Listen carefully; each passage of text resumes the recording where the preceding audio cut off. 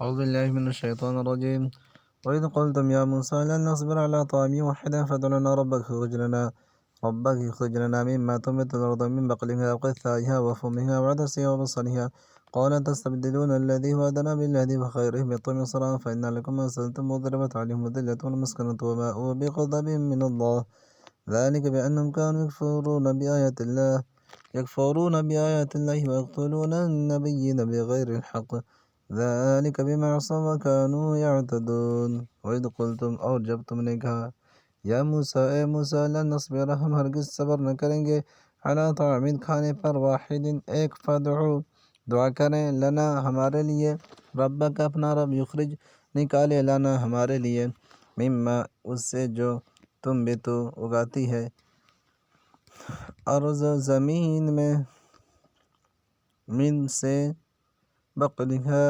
ترکاری وقثائها اور ککڑی وفومها اور گندم وعدسها اور مسور وبصلها اور پیاز قال اس نے کہا تستبدلون کیا تم بدلنا چاہتے ہو الذین جو کہ هو ادنا وہ ادنا بالذی اس سے جو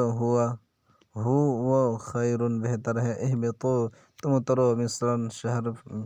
فإن پس بے شک لکم تمہارے لیے ما سألتم جو تم مانگتے ہو وہ ضربت اور ڈال دی گئی علیہم ان پر ذلت والمسکنۃ اور محتاجی وباءوا اور وہ لوٹے بغضب غضب کے ساتھ من اللہ کے ذالک یہ بأنہم اس لیے کہ وہ کانوا یکفرون جو انکار کرتے تھے بآیات اللہ اللہ کی آیتوں کا ویقتلون اور قتل کرتے النبیین نبیوں کا بغیر الحق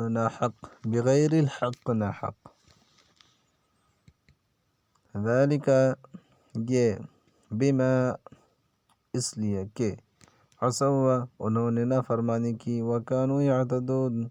وکانوا اور تھے یعتدون حد سے بڑھنے والوں میں۔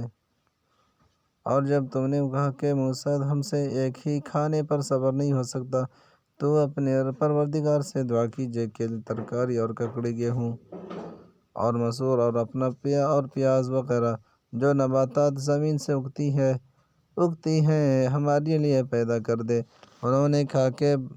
بھلا عمدہ چیزیں چھوڑ کر ان کے عوض ناقص چیزیں کیوں